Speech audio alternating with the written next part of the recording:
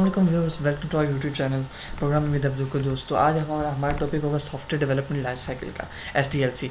तो SDLC के हमारे पास 5 स्टेप्स होते हैं: planning, defining, designing, building, testing, deployment. तो सबसे पहले हम देखते हैं प्लानिंग क्या चीज़ है हमारे पास। It is performed by the senior members of the team with inputs from the customer, the sales department, market surveys and domain experts in the industry। अच्छा, ये जो काम है ये हमारी टीम के सीनियर मेंबर करते हैं। ठीक है, सीनियर मेंबर्स क्या करते हैं कि सेल डिपार्टमेंट, मार्केट सर्वेज और डोमेन एक्सपर्ट्स के पास जाके वहाँ पर हमारा प्लान बनता है कि सॉफ्टवेयर किस तरीके से डिज़ाइन किया जाए। ठीक है, कौन सा सॉफ्टवेयर किस तरीके से प्लान होगा, ये प्लानिंग वहाँ पर होती है। ठीक है, तो उसके बाद ये होता है कि this information is then use to plan the basic project approach and to conduct product feasibility study in the economical, operational and technical areas. अब ये जो प्लान बनाया गया होता है इसके तहत फिर चेक किया जाता है कि ये आया कि economical, operational and technical areas में ये अप्लाई हो सकता है। ठीक है, तो उसके बाद हमारा ये काम होता है कि planning for the quality assurance requirements and identification of risk associated with the project is also done in the planning stage. अच्छा, अब ये जो क्वालिटी एश्योरेंस है यानी कि क्वालिटी चेक की जाती है कि जो हम प्रोडक्ट बना रहे हैं उसकी क्वालिटी किस तरीके से होगी। जो भी हम प्रोजेक्ट बना रहे हैं तो उसको चेक कर लिया जाता है प्लानिंग स्टेज में। और डिफाइनिंग रिक्वायरमेंट्स, अब इस स्टेप में ये होता है कि जो भी हम प्लान कर चुके होते हैं फिर वो हम कस्टमर को डिस्कस कर देते हैं कि फिर उससे अप्रूव भी करवा लेते हैं कि हम ये बनाएंगे प्रोडक्ट और इसके लिए हमारे पास ये रिक्वायरमेंट्स है। ठीक है, तो उससे अप्रूव करवा लिया जाता है।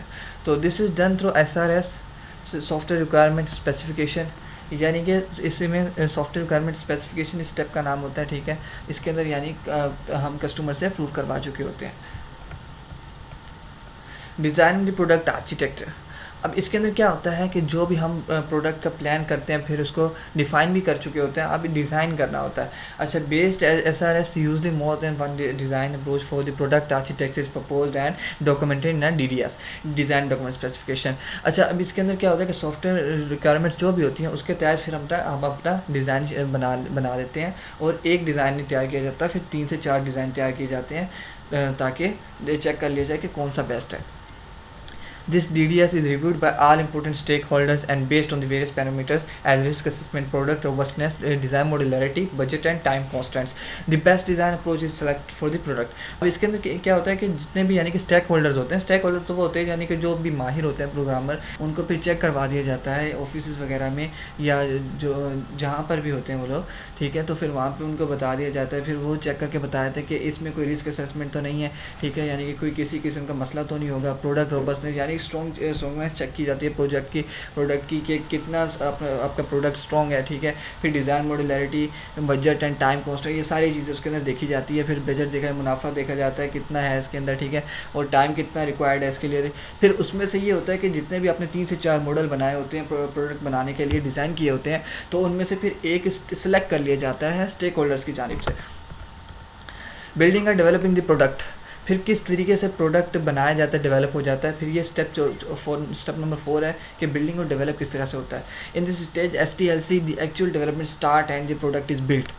अब इसके अंदर क्या होता है कि जितना भी यानी कि हमने काम डिफ़ाइन कर चुके होते हैं, डिज़ाइन कर चुके होते हैं, हम इसके अंदर फिर प्रोडक्ट की बिल्डिंग शुरू कर देते हैं, यानी कि उसको बनाना शुरू कर देते हैं जो भी हमारे पास DDS के मुताबिक हमें रिक्वायर्ड होती हैं information. Developer must follow the coding guidelines defined by their organization and programming tools like compilers, interpreter, debuggers are used to generate the code। अच्छा, अब इसके अंदर ये होता है कि जो भी प्रोग्रामर को स्टेक होल्डर्स वगैरह कहते हैं कि आप ये वाली इन्फॉर्मेशन से इस तरीके से आप काम करेंगे, यानी कि कंपाइलर्स, इंटरप्रीटर, डिबगर्स वगैरह ये आगे हम इंशाल्लाह पढ़ेंगे, फिर आपको डिस्कस करेंगे, आपको ज़्यादा डिटेल से बताएंगे कि क्या चीज़ होती है ये। तो उसके लिहाज से यहाँ पर जितनी भी चीज़ें वो मेंशन कर देते हैं तो उसके लिहाज से हम अपना काम स्टार्ट कर देते हैं, बिल्डिंग करना स्टार्ट कर देते हैं।